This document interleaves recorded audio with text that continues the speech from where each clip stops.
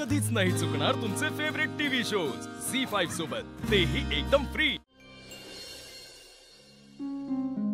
प्रिया चल उठ पटकन आवरायला घे।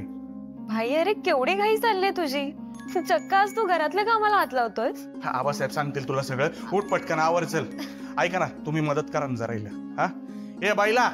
हा दादासाहेब, ते आज गोठ्यातलं दूध डेअरीत द्यायचं नाही, सगळं इथं घरात वापरायचंय काय। हा मंदा मावशी।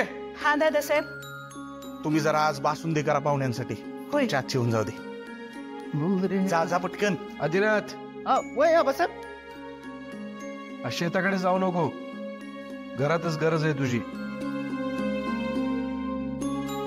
वय चालतंय। आबा काय झालं? नाही म्हणजे कुणी पाहुणे येणार आहेत का घरी? होय पार्वती, प्रियाला आत घेऊन जा आणि तिला छान साडी नेसवणी छान तयार कर। आबा पण नेमकं एवढं येणार कोण आहे? प्रिया बाळा, तुला बघायला आज एक मुलगा येणार आहे। तसा तुझ्या ओळखीचाच आहे, म्हणजे तुझा बालपणीचा मित्र आहे रोहित। अगं तू त्याला ओळखतेस की, तुझा बालपणीचा मित्र। आपण त्याच्या घरच्यांनाही ओळखतो, त्यामुळे तुला कुठल्याही प्रकारची अडचणही येणार नाही। आपली मुळं न विसरता, शहरात न जाता आपला सगळा बिझनेस त्याने इथेच उभा केलाय। अशा माणसांचं मला खरंच खूप कौतुक वाटतं। काही माणसं असतात जी आपली सगळी नाती, आपलं कर्तृत्व सगळं विसरून सरळ शहरात निघून जातात, आपल्या माणसांना विसरून।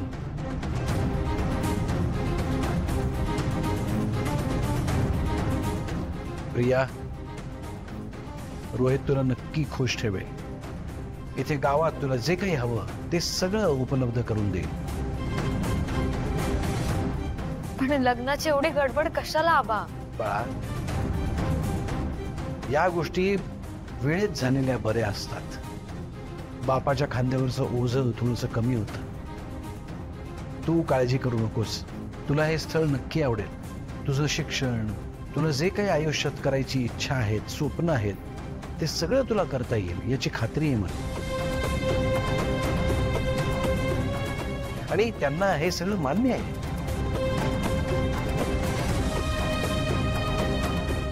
जास्त विचार करू नकोस, जा पटकन जाऊन तयार हो जा।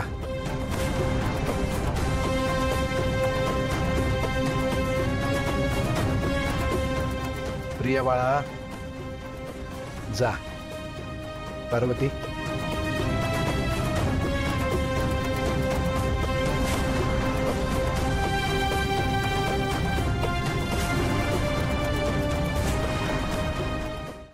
झी5 ॲप डाउनलोड करा आणि पहा सर्व एपिसोड्स एकदम फ्री।